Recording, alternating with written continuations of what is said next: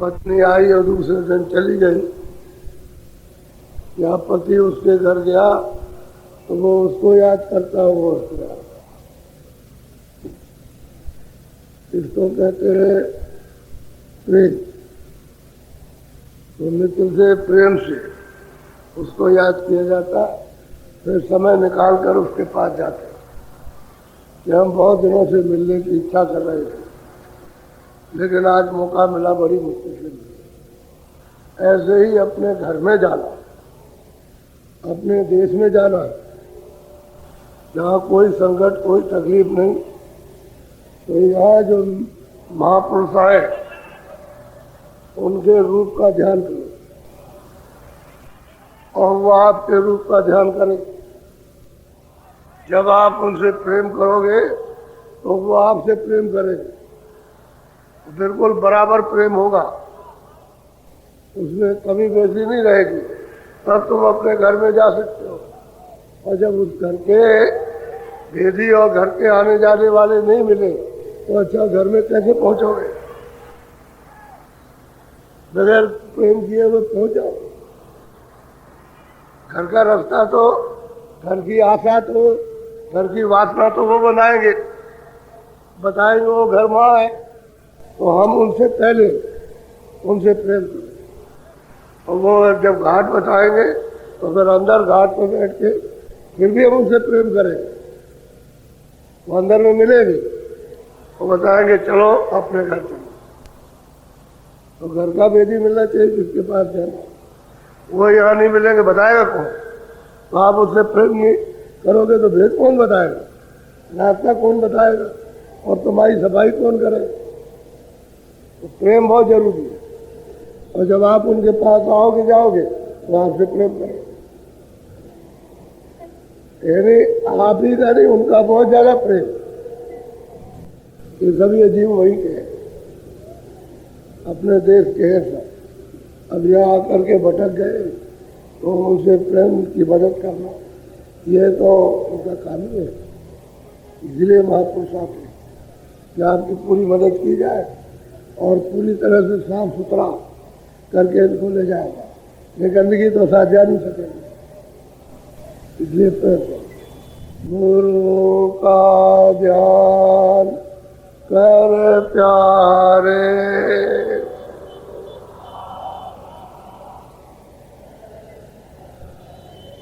बिना इसके नहीं छूटना।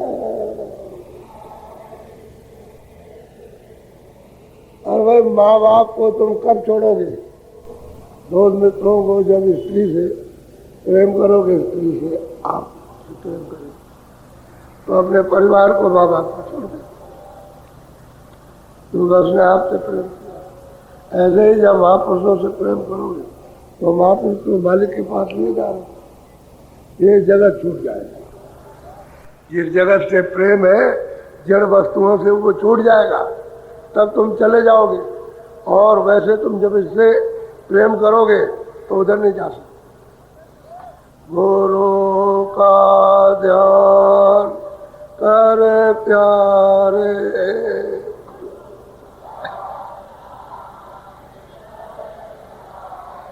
बिना इसके नहीं छूटना।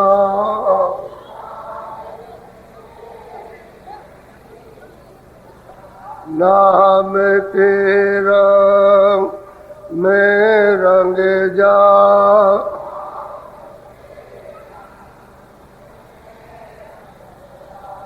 मिले तो धाम निज अपना।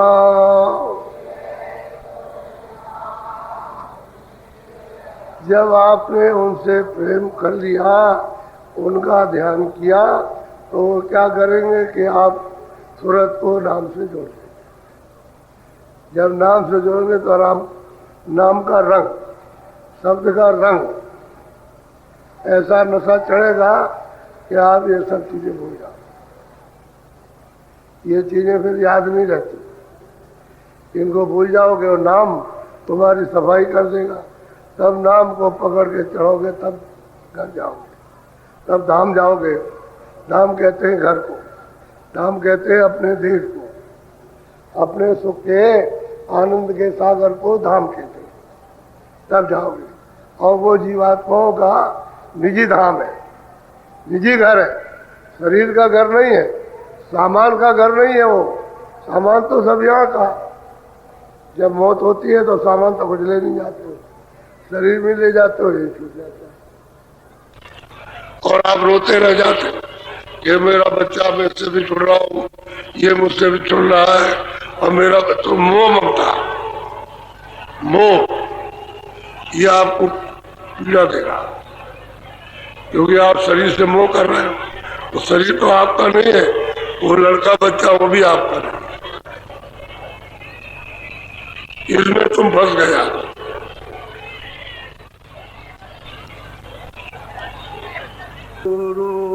सतना तुम बोलो वो करना,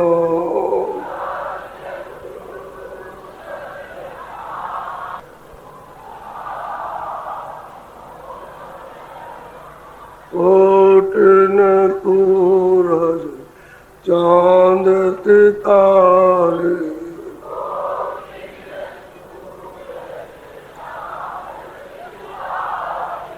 कोटन सूरज चांद सितारे,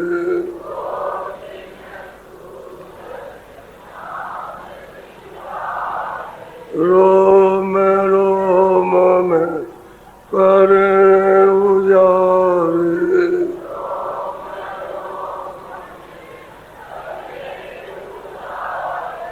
रोम रोम में करे उजारे,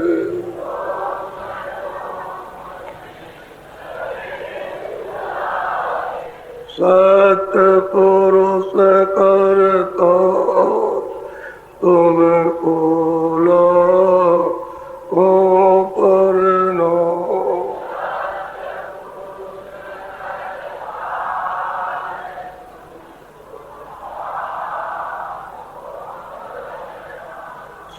सतपुरुष करता तुम बोलो को करना,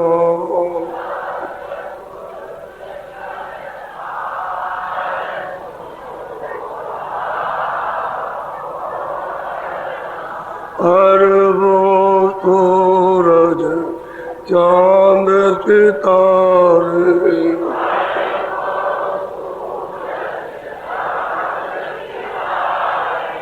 अरबों सूरज चांद सितारे,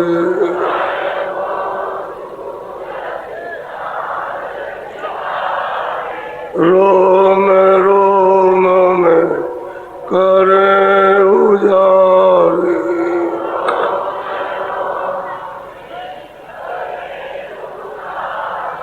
रोम रोम में करे उजारे,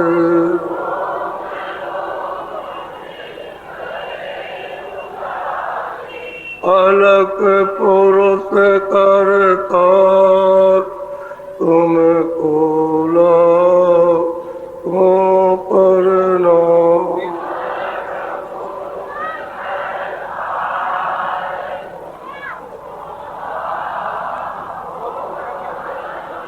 खरबों सूरज चांद सितारे,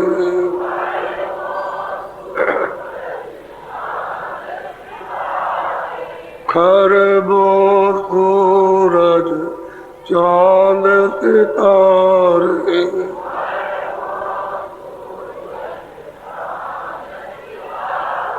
रोम रोम में करे उजारे,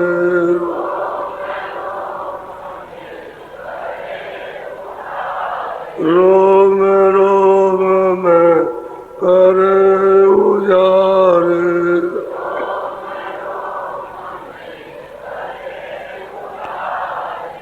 अगम पुरुष करता तुम को लो करना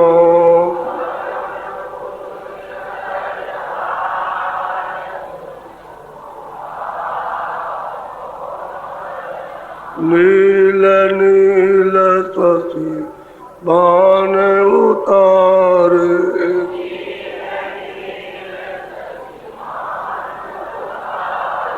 नील नील शशि बाण उतारे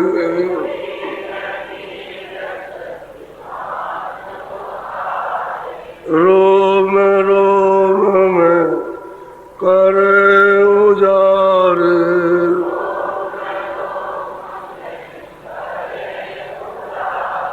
रोम रोम में करे उजारे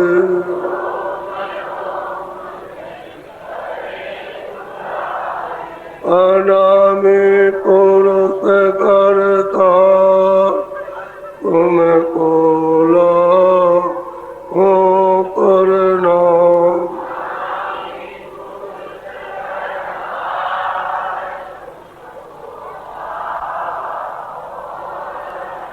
अनामी पुरुष करता तुमको लो करना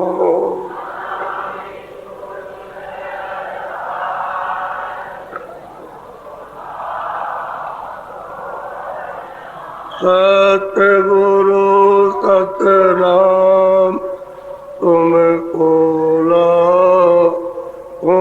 प्रणाम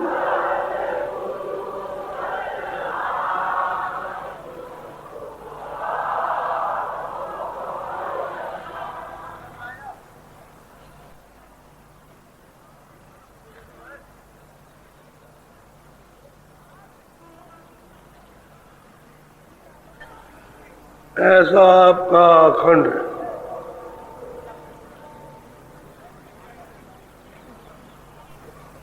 और निश्चिंत ये महासागर है।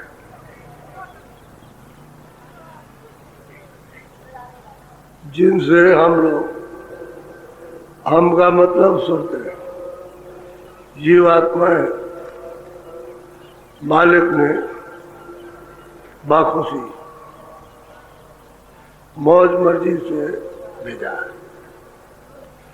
अब हमको तो उसकी मौज मर्जी स्वीकार करनी पड़ेगी कि हम तो उससे कुछ नहीं बोल सकते। ये क्या मालूम था कि वहां जाके क्या होगा, लेकिन ये सब आपको बताया था। जहाँ पर ये सब सुनते हैं तो ये सूक्ष्म अति सूक्ष्म और उससे भी सूक्ष्म, उसे प्रकाश में ये गंदगी का आभास नहीं था और न महासुरतों को कुछ मालूम होता था। तो गंदगी इनके सबके साथ ही, और जब उन्होंने अपनी आवाज से मंडल बनाए उसके साथ, और जब उन्होंने इनको सबको उतार के भेजा उनके साथ, और फिर बाद में हमको भेजा तो हमारे साथ, पूरी की पूरी गंदगी यहाँ भेजी है। उससे ये मालूम होता है कि जैसे अब ये जड़ पृथ्वी, जड़ पानी, जड़ अग्नि, जड़ वायु, जड़ आकाश, मोटा खोल दिखाई देता है। जब ये महाप्रलय आएगी तो ये जो पृथ्वी है ये पूरी की पूरी पानी में गल जाएगी। कोई पहाड़ पत्थर एक सब भोर भोर भोर भोर रात की तरह। अभी तो ये कड़े मालूम होते हैं, पत्थर की शक्ल में कि बहुत सख्त है, बहुत कड़े, लेकिन उस समय पर ये भोर भोर भोर जो जैसे रात पर भी बारिश और ऐसा पानी में हो जाता, सारा विश्व पानी में है। क्योंकि 3 हिस्से तो पानी अभी है, सारे विश्व में 3 हिस्सा पानी है और 1 हिस्सा पृथ्वी है अभी। तो उस समय पर जब ये पानी का वेग चलता है तो ये सब पृथ्वी गल जाती है और पानी का रूप ले लेती है और सब जगह पानी हो जाएगा। तो अब तो कोई पेड़ नहीं रहेगा, कोई जमीन नहीं रहेगी, आप नहीं रहोगे, ये कोई नहीं रहेगा, सब यहाँ तरफ करके सब आपके आगे जल के जीव रह जाएंगे। ये पानी, तो पानी को अग्नि सूखेगी, ऐसा उड़ाएगी कि जैसे भाप हो, क्योंकि ये जब भाप बनती है समुद्र में तो वही तो आकर के पानी बनता है, बादल बनेंगे, बादल से पानी बनेगा। अगर ये 3 हिस्सा पानी न हो बरसा नहीं। जैसे यहाँ कुएं है, नदी है, और मतलब ये है कि समुद्र ना हो और उसमें से भाप न बने तो नदी में से नहीं बनेगी जो आपको पानी बरसा दे, इसलिए वो भाप बनती है। वो तो अग्नि ने सोखा पानी को, तो जल के जीव सब दिखाई देते, एकदम सोखते चला जाता, वहां नीचे कुछ नहीं रहता। क्यों कि पृथ्वी का हिस्सा तो सब कर गया, सब भाप बन करके उड़ गया, पृथ्वी नहीं रही, पानी नहीं रहा, पेड़ पौधे नहीं रहे, और कोई भी जीव जंतु नहीं। जितने भी जीव पानी में है सब तड़प करके सब खत्म। और वायु ने सब, अग्नि ने सबको सूख दिया। अग्नि जो तेज प्रचंड हुई है उसको कौन सूखेगा? वायु, हवा सूख लेगी, और हवा को अपने में कौन मिला लेगा? आकाश। ये आकाश नीचे से सब सिमट जाएगा। अब ये आकाश ही आकाश हो गया। जैसे पोलापन था पहले, जब रचना रची थी तो पोला ही पोला था, ऐसे ही पोला हो जाएगा। फिर आकाश को कौन सूखेगा? आत्मास, उसको आपने में मिला लेगा, तो स्वर्ग और वैकुंठ खत्म हो जाएगा। और कोई 14 लोग, 14 भवन एक भी नहीं रहेंगे, न वहां कोई सुनते रहेंगे। उसके बाद में ईश्वर को वो मतलब ये है कि माया समेट लेगी, और समेट लिया, आपने में मिला दिया, माया को ब्रह्म समझ लेगा, और ब्रह्म को प्रकृति, जिसको नेचर कहते हैं, वो सबको समेट करके कर लेंगे, और प्रकृति को पार और समेट लेगा, कुछ नहीं रहेगा, कोई लोक नहीं रहेगा, और पार ब्रह्म को महाकाल उसको समेट करके कर लेंगे, तो वहां तक ये प्रलय हो जाता। और इतने युग बीत जाएंगे कि तब जाकर के जब कभी मौज मर्जी होगी तो रचना होगी, फिर से होगी। और यहाँ कोई नहीं, ना यहाँ कोई किताब होगी, ना कोई आदमी होगी, ना जीव, कुछ नहीं, ना हवा, ना पानी, ना आसमान, ना आकाश, ना स्वर्ग के जीव, ना मतलब एक ईश्वर, न ईश्वर के लोग, न ब्रह्म के लोग, न पार ब्रह्म, सब महाकाल पुरुष। उनको जब सबको महाप्रलय में सबको समेटते हैं तब उनको महाकाल पुरुष कहते हैं। ऐसे वो कुछ नहीं करते, सबके परे, सबको समेट करके और फिर कर लिया, वहां तक बस प्रलय होती, आगे नहीं जाती। और आगे जो जाए तो सतलोक है, वहां ये जान नहीं सकते, वो सतलोक आगे शुरू होगा, तो वहां ये नहीं जाने, वहीं तक। अब आपको ये भेद तो पता नहीं है, तो संतों ने आकर के अभी 700 वर्ष के अंदर बताया कि भाई ये कैसे प्रलय होगी, कैसे विस्तार होगा। फिर बहुत समय के बाद फिर उन्होंने फिर नए सिरे से विस्तार किया। तो जब यहाँ विस्तार फिर होगा, जब यहाँ सब पूरे के पूरे फिर मंडल बनेंगे, फिर ये लोग बनेंगे, फिर ईश्वर स्थापित होंगे, ब्रह्म स्थापित होंगे, माया होगी, प्रकृति होगी, फिर उसके बाद वो मतलब ब्रह्मा विष्णु महादेव, ये सब फिर से बनेगा नए सिरे से, सब खत्म। बहुत समय तब फिर सुनते वहाँ इकट्ठी रहेंगी, ये सब वहाँ रहेंगी, उधर नहीं जाएंगे, ऊपर में सतलोक में दाखिल नहीं होगी, ये सब वही रह जाएंगे, क्योंकि वो सबको वही रोक के रखे। उस देश है तो वहाँ कोई तकलीफ तो है नहीं, आराम है, आनंद ही आनंद। वहाँ कोई झगड़ा, कोई झंझट, कोई बाल बच्चा, खेती, कोई दुकान, कोई ये, कोई वो, कोई मलमूत, कुछ है, कोई चीज नहीं, सुख से रहेंगे। और इन्हीं सब सुरतों का तेज, यानी पार ब्रह्म से ज्यादा, ये जो है यहाँ जो दोनों आंखों के पीछे इतना तेज होता है, तो आनंद ही आनंद में होगा। इसलिए मुसलमान फकीरों ने कहा कि क़यामत आएगी, हिंदुओं ने कहा, संतों ने, कि महाप्रलय होगी, ये बताया। तो महाप्रलय ऐसे होता है, ये उसका जब महाप्रलय होगी तो पहले जितने भी साधक हैं, जितने अच्छे, उनको पहले उठ जाए, एक तरतीब से उठाते चले जाते हैं उनको सबको। फिर मतलब ये, फिर मनुष्य उठ जाएंगे, फिर नंबर आएगा पशु पंछियों का, फिर ये सब उठा लिए जाएंगे जीव सब, धीरे से सब उठ जाएंगे। तो ऐसे थोड़ी कि हमने पाप किया ऐसे चले जाए, बहुत तकलीफ है। तुमको खाना पानी ना मिले तो तुम कूद करो, तड़पोगे, खाना नहीं मिलेगा, पानी मिले तड़पोगे, तड़प करके तो सब मुजरा कर लेता, अपना सब वसूल कर लेता, उसी दुख में सब वसूल कर लेगा, वो छोड़ने वाला नहीं है।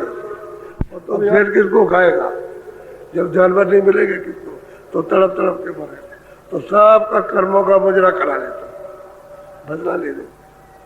एक बार की वेदना का, यात्रा का तमाम पहाड़ एकदम से टूट पड़ा, तो उसमें का 3 हिस्सा पानी, उसमें मगर बड़े बड़े जो जालों में नहीं आ सकते, बड़े बड़े रहते हैं, उन पर जा करके मतलब है कि लोग ठहर जाए, बस जाए, और फिर उसके बाद जब वो चलते हैं तो सब डूब जाता है। ऐसे वो तड़पते हैं जब खाने को नहीं मिलता, पानी नहीं मिलता, सब जीव तड़पते। वो दृश्य एक बहुत ही दुखद देखने को, संतों ने तो उसका देख करके वर्णन किया, वो सब खत्म हो जाते, सब अपना अपना भुगतान दे देंगे। जो जिस योनि में, नरकों में है तो नरकों की आगे ऐसी आगे लगेंगी, इस तरह की यातना दी जाएगी कि चिक्कार, जहाँ लाख मील तक आवाज जाती है तो 10-10 लाख मील तक आवाज जाएगी, कोई सुनने वाला नहीं, वो सब वहां भोग वाले देना आपको सब, वो छोड़ नहीं सकते।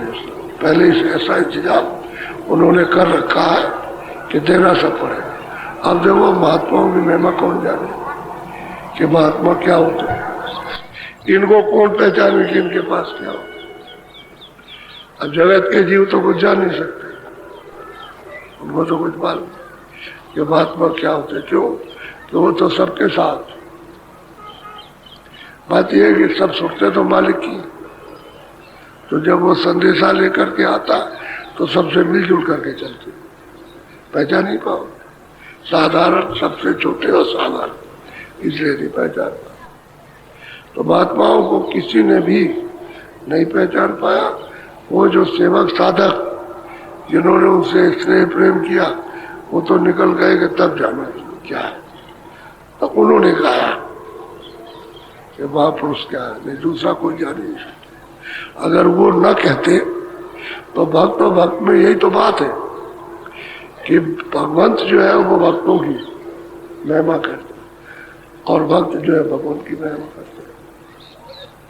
सेवक गुरु की महिमा और गुरु जो है वो सेवकों की महिमा, तो दोनों का आरोप परस हो गया। जितनी वो महिमा करेगा उतनी वो करेगा, इसलिए वो छोटे के छोटे ही रहेंगे, इसको कोई पहचान नहीं पाता ये है। और फिर क्या लेकर के बैठे रहते हैं। तो आपको ये चाहिए कि जैसा जैसा रास्ता बताया, जैसा उसको तो कर लो याद, जो भेद बताया नाम का, रूप का, स्थान का, आवाज का, उसको तो करो याद। जब खोज रमा हो जाए, खूब उसको अच्छी तरह से रट लो और आपके ध्यान में जम जाए, वो चित्त में आ जाए, चित्त में बस जाए, बुद्धि उस पर विचार कर, तब फिर स्मरण करो। तो जिस विधि से स्मरण बताया वैसे करना। सुमरन, उनको उनका नाम लेना, उनको याद करना, ताकि ऊंची मंजिल पर बैठे हुए और हम उनके नीचे हैं, तो हमको कम से कम वो देख करके कि हमको कौन याद करता, तो तुम्हारी तरफ देखने लगेंगे कि हमको कौन याद करने वाला, किसने भेद बताया, हमारा इतना गुण कि यह नाम है और ये रूप है और हमको कोई याद कर रहा, तो उसकी किरणें आपकी तरफ फौरन चल पड़ती है और दया की किरणें आती, उसी से तुम्हारी अंतःकरण की सफाई हो जाती है, क्योंकि उन्हीं की किरणों से, उन्हीं की आवाज से जो उन्होंने कर्मों का विस्तार किया है और उन्हीं के मन ने जो ये कर्म इकट्ठे किए हैं वो उसी से साफ होगा, उन्हीं किरणों से, उसी प्रकार से और शब्द से, नाम से सफाई हो जाती है, तुम्हारी सब इसकी सफाई होती है, निकलता है। तो वो अंदर बैठ कर की भी महात्मा ऐसी युक्ति बताते, उनको याद करो ताकि तुम्हारे कर्म साफ हो जाए जल्दी से और तो फिर आगे चल पड़ो, बढ़ चलो। तो सब अपने अपने मंडल के ये क्रियामान कर्म है, प्रारब्ध आपकी साथ है और क्रिया का उनकर अब हो रहा है, तो आगे इसी की बन जाएगी प्रारब्ध, और इसमें से छन करके, छांट करके जो पुण्य होते हैं वो जमा कर लेते हैं और संचित में चले जाते हैं, अलग अलग अलग अलग जब मंडल में चले जाएंगे, स्वर्ग के स्वर्ग में, ऊपर के लोक के ऊपर में ऊपर, और कारण लोक में, तो वो वहां जमा रहेंगे, तो वो अपनी जो किरणें भेजते हैं उससे साफ कर देते हैं। तो सफाई करनी है, इतनी निर्मल और इतनी सूक्ष्म गति है कि बिना महात्माओं के ये समझा कोई नहीं सकता, दूसरे को मतलब ये कि समझ में नहीं आ सकता, बहुत सूक्ष्म, इसलिए तो सूक्ष्म से सूक्ष्म है, और तुम्हारे अंदर में सूक्ष्म से सूक्ष्म सूरत बैठी है, वो उभारे आना चाहिए, इस जड़ शरीर से निकल आएगा, क्योंकि वो चेतन है और ये जड़ है, तो इसमें आकर के फंस गई और ऊपर पर बोझा ला दिया और इंद्रियों के जाल में उलझ गई, इसलिए इसका जान पहचान का अस्तित्व खत्म हो गया कि हम कौन है, और महात्मा इसको बरामद कर लेते, यानी जड़ से निकाल लेते। बरामद का मतलब जड़ से निकाल लेना, और ऊपर मिला करके सामने इसको, इसका समूह जो है फैल गया है प्रकाश का, तो उसको समेट लेते हैं। जब इसका ये समूह यहाँ समेट जाता है तभी चाल चलती है सूरत की, तभी ऊपर। तो गोस्वामी जी महाराज, तुम सोचते होगे वो कभी होंगे, कभी नहीं थे, तो बता रहे अपना किया हुआ कि हमने अपने गृहस्थ आश्रम में अपने घर में रह करके क्या पाया, वो बताते हैं। तो जो उसको जरा सुनिया, बहुत ध्यान से, बहुत ध्यान से सुनो कि घर में बैठ करके क्या गृहस्थी में माँ बाप के साथ रह करके और छोटी सी उम्र में क्या प्राप्त किया। गुरु तो उनको मिल ही गए, मिल ही गए, क्योंकि गुरु न मिल जाते तो इनको कोई बताता नहीं। गुरु तो पूरे मिल गए, सच्चे मिल गए, अब वो मिल गए। वो तो उस समय पर आबादी कम थी, तो उस समय पर मिलना जुलना और बैठना, कहना, सुनना, अब आबादी बहुत ज्यादा पहले से बढ़ गई। अब इतनी आबादी हो गई कि अब किसी से मिलना ही मुश्किल है, बात ही करना मुश्किल है। पहले आबादी कम थी, उनका जब समय था बहुत आबादी कम थी। 1589 में जन्म लिया था अपने राजापुर गांव में, और 1680 में उन्होंने अपना शरीर छोड़ा काशी में। वो कहते हैं जो ये है सो हम है, और हम है तो ये एक। पिया को देख लिया, पिया के देश में सागर में पहुंच गए थे, सागर में गिरे कि सागर हो गए, वही रोक हो गया। अब वो अपने आप को कह रहे कि गुरु संतों ने जो हमको लिखाया, दिखाया उससे जो हमने देखा और पिया को प्राप्त किया, तो पिया और हम एक है, दो नहीं। बोलो भाई अगम रस देख देखा दृग पिया एक होई।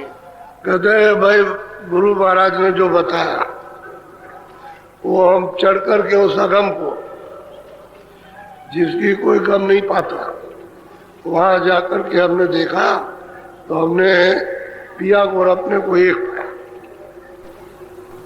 दो नहीं पाए, एक ही पाया, एक। जब हमने देखा वो और हम एक, अब वो हम और मैं होते वो खत्म, एक है, तो दूसरा कोई। तो मुझको गुरु मिल गए, उन्होंने ये भेद बताया और हमने जब हमने अपनी आंखें बंद की तो हमारी आंखें खुल गई। तीसरी आंख, तीसरा ज्ञान चक्षु, तीसरा नेत्र खुल गया और उससे हम देखते चलते। बोलो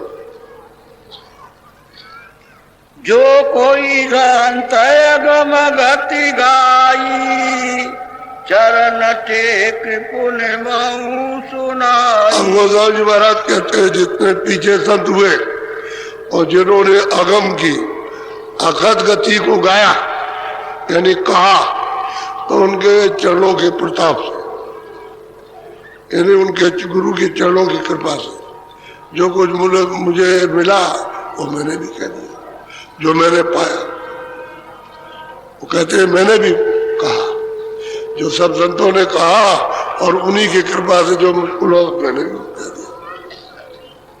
ये नहीं कि इनकार किया कि मैंने कुछ पाया नहीं, मैंने भी उसको वही, जो सबने उसको एक को देखा, पिया को देखा, उसी के रूप हो गए और उनके चरणों की कृपा से और दया से मैंने भी उसको देखा तो मैं भी एक हो गया। कोई मैंने दूसरी बात नहीं कही, कोई जो उन्होंने पाया वही मैंने कहा। बोलो अब जीवन का कहूँ निवेरा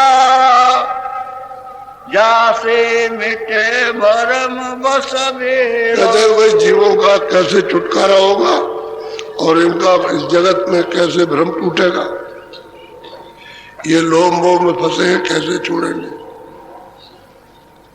वो जीवों के लिए कह रहे हैं भाई जीव कैसे अपने घर को राह पकड़ेगा, कैसे जाएगा, क्योंकि ये तो इसमें फंस गया, लोभ मोह में भ्रम में फंस गया।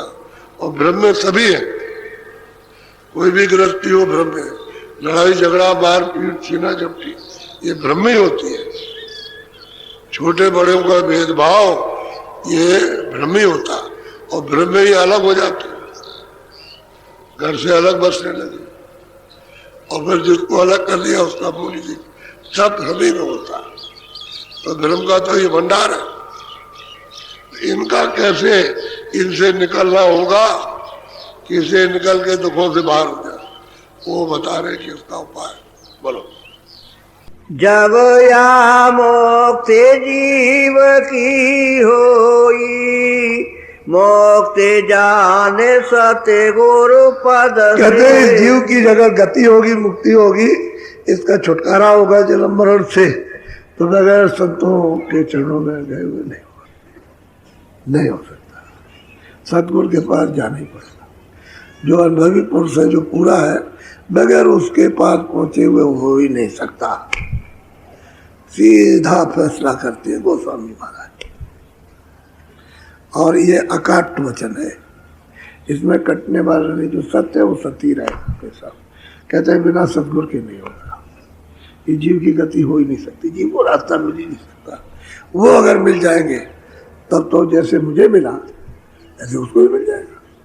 तो साहब कहते हैं कि मुझे भी तो सतगुरु से मिला, मैंने भी तो बगैर गुरु के नहीं प्राप्त किया, उन्हीं की कृपा और दया से। कब कि जब मैं शरणागति हो गया होता। बोलो सत्य गुरु संत कंज में बासा सोरते लाई जो चढ़े आकाश। हम कहते हैं कि सदगुरु सूरत कंज में बासा, कहते हैं आंखों के ऊपर में नीलगिर पर्वत है, वहाँ सतगुरु का निवास है। कहते हैं कि जो गुरु का कोई दर्शन करना चाहे, पकड़ना चाहे, तो अपनी आंखों को उलट करके दोनों तिलों को एक करके, एकाग्र करके और ऊपर को निशाना मारे तो फिर वो गुरु का स्थान मिल जाएगा, दिखाई देगा। वो कहते हैं जो यहाँ लाकर सूरत को चारों तरफ से समेट करके अपने दोनों चश्मों को एक करता हो, ऐसा कोई फकीर कामयाब हो और वो रास्ता बता दे, और साधक भी दोनों चश्मों को, आंखों को अपनी बंद करके सामने देखता हो, तो कहते हैं कि वो गुरु वहाँ बैठे कंज में, कहते हैं रोज वहाँ निवास करे, यहाँ बैठ जाए, उसी पर, उसी में बैठ जाए, वहाँ रोज बैठे, रोज प्रति रोज, रोज रोज, ऐसा नहीं। लेकिन जो भेद बताया उसका अब करोगे नहीं तो कैसे होगा। रास्ता बताएगा तो तुम रोज करो, रोज रोज नागा मत करो, बैठ के रोज ध्यान करो, भजन करो, सुमरन करो, रोज करो। अब आपने एक दिन किया, 2 दिन किया और उसके बाद में फिर महीनों नहीं किया, फिर पूछा कि भाई तुमने किया क्यों नहीं, कह लगे हमको समय नहीं मिला, हम काम में फंस गए। तो काम तो आपके पास कभी बंद नहीं होगा, काम तो रहता ही है, लेकिन ये कि सोते भी हो, काम रहता है, खाना भी खाते हो, काम रहता है तो ये काम करते हो, काम रहता है तो रिश्तेदारी में जाते हो, काम रहता है तो बीमार 4-5 महीनों पड़े रहते हो, काम कहीं बंद होता। काम तो जब तक तेरी श्वास है तब तक नहीं छूटेगा। तो ऐसे तुमको भजन करना चाहिए था, रोज रोज रोज रोज करते। तो अब 1 दिन, 2 दिन, 4 दिन किया, उसके बाद महीनों, 2 महीने, 4 महीने छोड़ दिया, तो क्या होगा उसका। अब ये तो मतलब है कि एक हंसी मजाक सी हो गई, रोज करो। तो कहते हैं भाई सतगुरु उस कंज में निवास करते हैं, नीला के पर्वत है उस पर। कहते हैं तुम दृष्टि को अपनी जोड़ करके और सामने खड़ी करो तो तिल मिल जाएगा, और तिल में अपनी सूरत को पेल दो, यानी उसी में मतलब प्रवेश कर दो। पेलने का मतलब प्रवेश करो उसमें, तो तिल खुल जाएगा। पहले तो मालूम होगा खिड़की हो गई, फिर दरवाजा हो जाएगा, फिर वो सामने दिखाई देगा।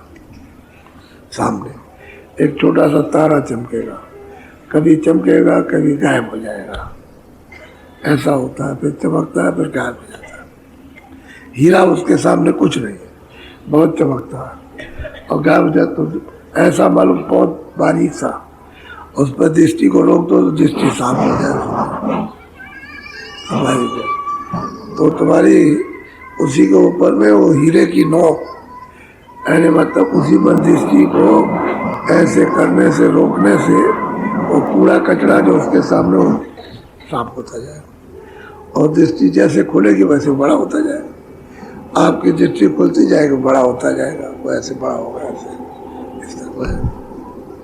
तो फिर वो तारा चमकता है, जैसे सुबह देखते हो तेज तारा निकलता है, ऐसा तारा चमकता है। चारों तरफ आकाश है, तो ये आकाश नहीं है, बहुत साफ वो आकाश अच्छा लगता है, तो उसमें चमकता है। जब उस पर दृष्टि रोकते हो तो झन झन झन झन झन झन झन,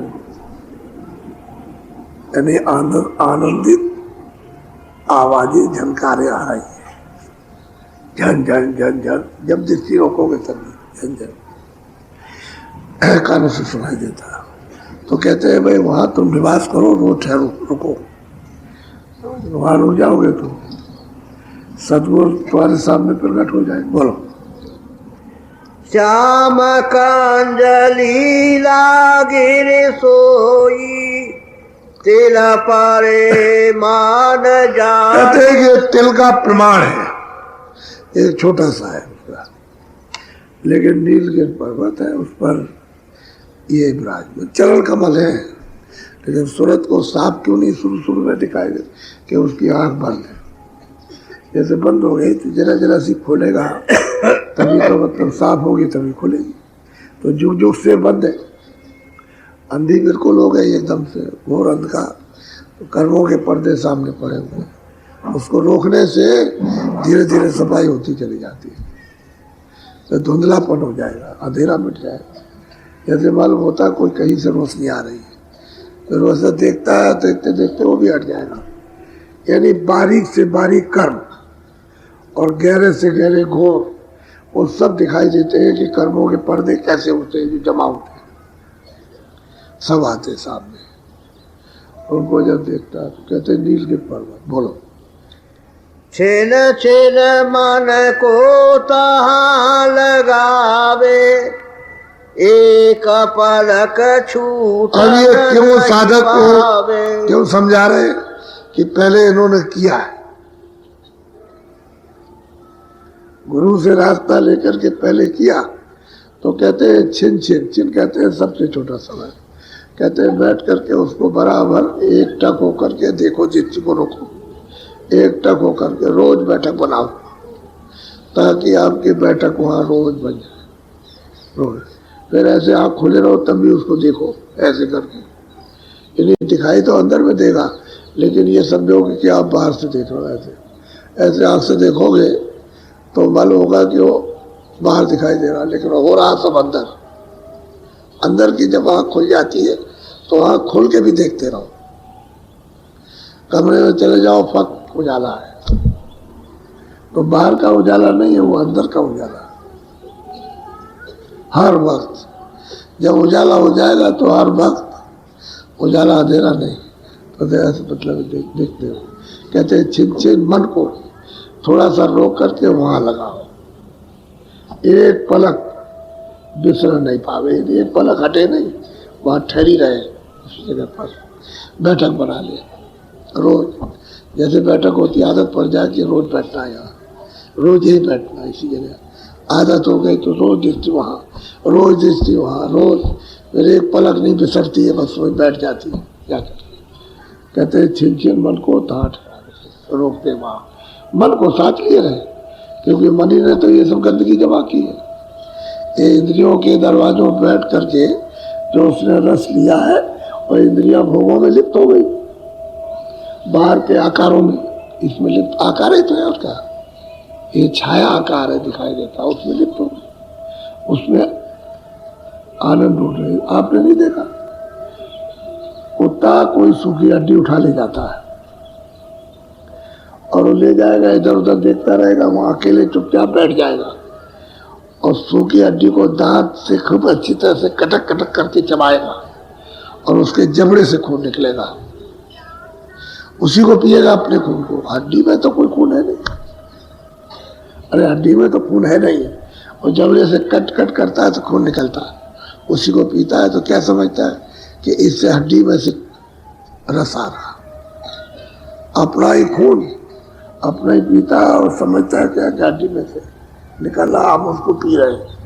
ठीक यही बात है कि ठंडक तो आपके अंदर में क्षणिक आनंद की है, और आप समझते हो कि इससे मिल रही है, उससे कुछ नहीं मिल रही। कहते हैं कि मन इधर उधर, कहते हैं वहाँ थोड़ा रोक दे और वहाँ उस पर लगाए मन को। सूरत की दृष्टि और मन ये दोनों साथ ही काम कर रहे थे। जिन मन को तार लगा दो, कहते हैं उसी जगह नील पर्वत उस तिल पर जहाँ रोशनी हो रही वही लगाए, रोक दे उसको। बोलो। सुरते ठहरानी रहे आकाशा, तिल खिड़की में निस। अब गोस्वामी महाराज कहते हैं भाई तिल खिड़की में निस दिन निवास हो जाए तुम्हारा ठहरने का। रोज मतलब है जब बंद करो आग तब ठहर जाओ, जब बंद करो अब ठहर, उसी पर उसी में ठहरो, मन को साथ लेकर के रोको। बोलो। गगन द्वार दिखे एक तारा, अनहद नाद सुने जन। अब वो कहते हैं जब तुम रोज रोज अपनी दृष्टि को रोकोगे, उस पर रोके रहोगे, मन को साथ लिए रहोगे, मन साथ देगा, तो कहते हैं फिर वो आकाश सामने दिखाई देगा, उसमें एक तारा चमकता है, बड़ा प्रकाश है, ऐसा नहीं चमकता, उसका छिटका हुआ चारों तरफ। जब आप उसको देखोगे और ऐसे दृष्टि देखने लगी तो अनंत नाद उसमें से उच्चारण होगा, आवाजें आ रही, तरह तरह की आवाज सुनाई देती और बहुत मधुर होती है। मीठी, अच्छी लगती है। ऐसी आवाज़ें यहाँ नहीं है कहीं भी, किसी बाजे में, किसी चीज़ में नहीं ऐसी आवाज़ें। वो तो अनहदनाद है, वो तो अमृत से, यानी मतलब यह है कि सना हुआ आवाज़ आती है तो बहुत ठंडी, हल्की, शीतल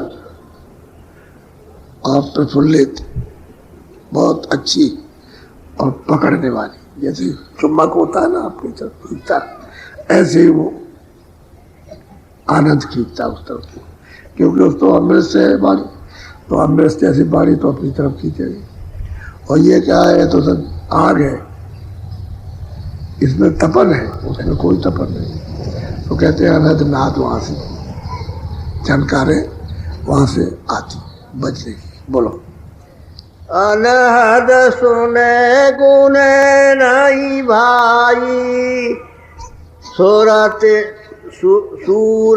ठीक ठहरे। कहते हैं कि उसको सुनो, जो अनहदनाद हो रहा है उस तारे पर अपनी दृष्टि रखो, और जो उधर से सुनाई दे उसको कान से सुनो। सुनते सुनते सुनते सुनते सुन लो पहले कि किस किस तरह की आवाज़ें, तो पता चलेगा। कई प्रकार की आवाज़ें, बहुत तरह के बाजे बजते। कहते हैं सुनते सुनते सुनते सुनते अगर गुरु ने आपको उसका भेद बता दिया कि ये है नाम, ये शब्द है, तो जो शब्द बता दें, जो बाजा बता दें, फिर उसको सुनो। सुनते सुनते फिर उसमें कहते हैं क्या है, ढूंढो, यानी ढूंढो कि वो जो गुरु ने जो बाजा बताया वो किधर गया, कहाँ है वो। फिर जब आप उसको ढूंढने लगोगे, उसी में खोजने लगोगे, उसी में छाटने लगोगे, तो फिर वो बाजा आपको सुनाई देगा। तो सब बाजे बंद हो जाएंगे, वो 1 घंटा की आवाज़ सुनाई देने लगेगी। आप खुद कहोगे और बाजे बंद हो गए। बहुत से साधक कहते हैं कि पहले हमको बहुत सुनाई देता था, लेकिन जब घंटे की आवाज़ आई और सुनी तो सब बाजे बंद हो गए। तो वो बाजा आपको सुनाई देगा। तो घंटे की आवाज़ को सुनो और सुनते सुनते सुनते उसमें लय हो जाओ।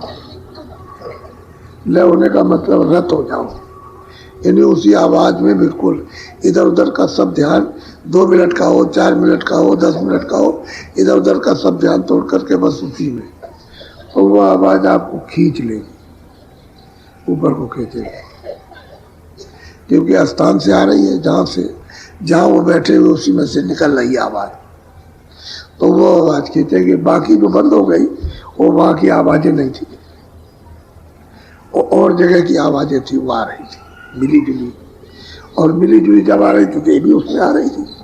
तो ये जो भेद बताया गया, जब आपने उसको छाटा, उसमें गुना, तब फिर मतलब आवाज़ सुनाई दी तो और बंद हो गई, सीधी आवाज़ आने लगी। तो उसमें लय हो जाओ, रत हो जाओ, तो आवाज़ खींचेगी, खींचेगी छोड़ेगी, खींचेगी छोड़ेगी, क्योंकि एकाएक खींच ले जाए तो आप अधोष हो जाओगे, हजम नहीं कर सकते। बहुत रोशनी है और बहुत नशा है, तो नशा अगर चढ़ जाए एकाएक तो फिर आप जगत के काम के नहीं रहोगे, संसारी काम फिर नहीं होगा, पागल जैसे हो जाओगे। तो घर के लोग आपको पकड़ के वहाँ अस्पताल में ले जाएंगे, कह लगे कि हमारा आदमी पागल हो गया, और ये पागल नहीं हुआ, आप पर तो दूसरा नशा चढ़ गया। और वो अगर गुरु रहेंगे और उनके पास चला तब तो उतार देंगे, तो गुरु की क्रिया वहाँ जारी रहती, क्योंकि वो ऊपर बैठे हुए। तो जब तक वो तब काम, तो छोड़ोगे मत करोगे तो उसको हजम करोगे।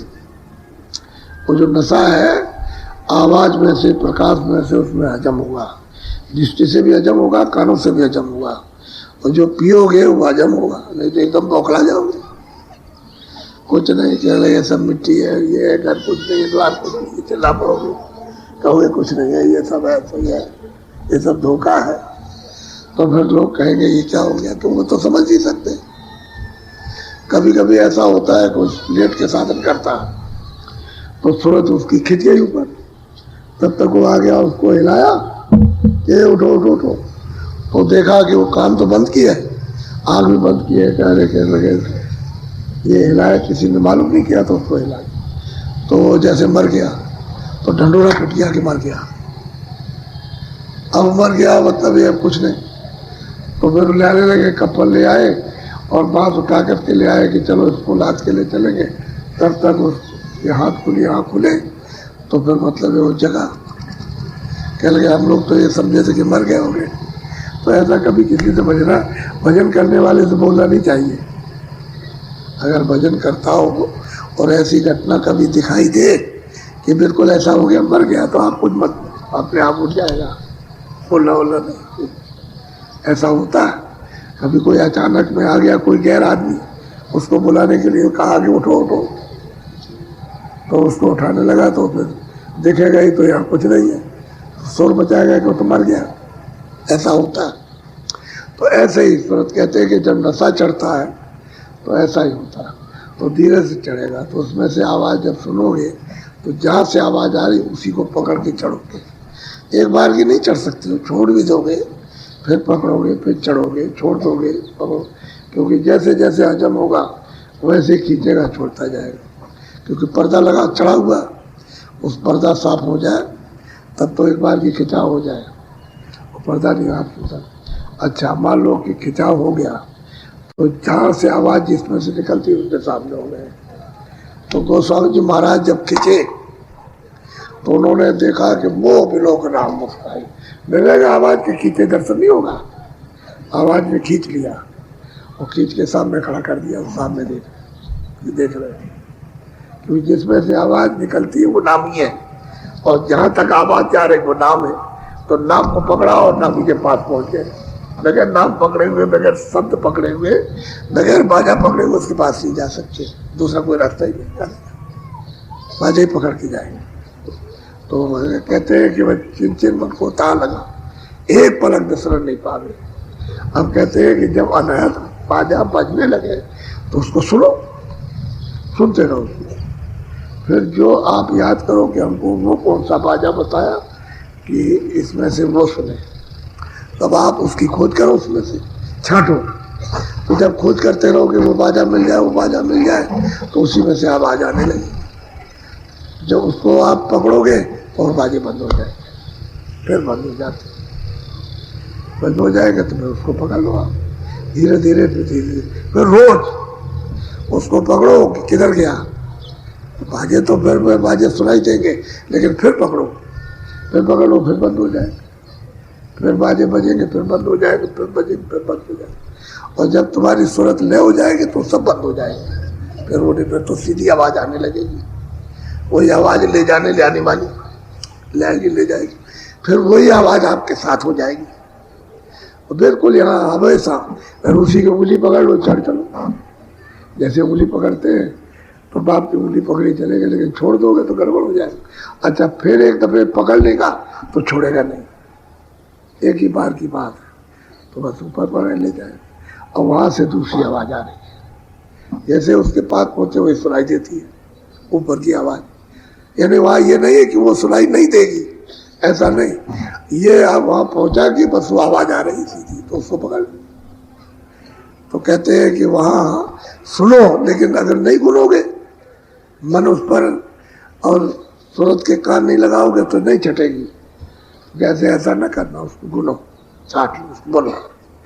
चूबे अमृत पिय अघाई, पीवत पीवत मन सके। कहते हैं कि उसी जो तारा खिला हुआ उसमें से अमृत चूता है, उसको खूब पियो, तो पीते पीते पीते पीते हर रोज पियोगे, वो तो चू ही रहा है। जैसे टोटी खोल दीजिए तो पानी वैसे टपक रहा है, वैसे टपक रहा है, खूब पियो, खूब छक जाएगा। क्योंकि वो तो असली चीज़ तो वही है कि उसी को तो छोड़ दिया, उसी की तो तलाश कर रहा, और बड़ी मुश्किल से, बड़े सौभाग्य से, बड़ी कृपा हो गई तो वो चीज़ मिली। तो पीते पीते पीते पीते बस बल उछाड़ पछाड़ भाग दौड़ विकल्प संकल्प सब खत्म कर देगा। बस अब कहते उसी को उस पर चलो, तो रोज रोज फिर पिएगा, बस पीते पीते फिर चल जाएगा। संसारी भोग तो इसके इंद्रियों से हटते ही खत्म। जैसे ये अपना उसने भाग दौड़ की, रस लेना बंद किया इंद्रियों का, तो इंद्रियां भी हट जाएंगी। तो इंद्रियां तो इसी की वजह से दौड़ती, ये उधर में दौड़ी, तो जब ये नहीं लगेगा, रस नहीं लेगा, तो इंद्रियां क्या करेंगी। तो फिर उधर लग जाएगा उस तरफ को। तो पीते पीते पीते पीते से तब ये सूरत का साथ देता है। अब देगा सूरत का साथ, अब ये लगेगा सूरत के साथ, क्योंकि अभी पीने लगा ना, अब अमृत पू रहा तो पी रहा। बोलो हाँ। सूरत साथ संग ठहराई, तब मन थिर था सूरत। कहते हैं कि सूरत के साथ ये मन रहेगा, और सूरत अपने निशाने पर जब दृष्टि एकाग्र करेगी तो ये साथ दे देगा, और ये दोनों साथी अब हो जाएंगे। पहले तो मित्र थे ही, जब ऊपर से साथ लगाए गए थे तब तो इनकी पक्की दोस्ती थी, और यहाँ इंद्रियों के तौर पर जब इधर रस लेने लगा तो धीरे धीरे ये इसका आदि हो गया, तो सूरत की और मन की दुश्मनी हो गई। अब ये इसको ठिकाने नहीं लगने देता, अब इसकी मदद के बगैर उधर जा नहीं सकती, क्योंकि ये साथ नहीं देगा तो उधर नहीं लगेगी, और दृष्टि रुकेगी नहीं। अगर ये साथ दे दे तो दृष्टि ठहर जाए, तो वो अपनी चीज पकड़ ले। जब अपना निशाना पक्का मजबूत कर लेगी और इसको रस मिल जाएगा तो ये साथी हो जाएगा, फिर मदद करेगा, फिर सूरत का साथ देगा। और कहाँ तक देगा? जहाँ तक इसका स्थान है वहां तक पूरा साथ देगा। बोलो सूरत ठहरे द्वार जिन पकड़ा, मन अपंग होए मानो अब गोस्वामी जी महाराज कहते हैं कि जिस किसी ने भी कहते हैं कि ये दरवाजा जिसने पकड़ा और ये रस लिया उसने जो अमृत चूता है, और सूरत उस दरवाजे पर बार बार वहाँ टिक गई, बैठक बना ली, तो ये मन अपंग हो जाएगा, फिर इसके सब तार कट जाते भाग दौड़ के सारे, और स्थिर हो जाता है।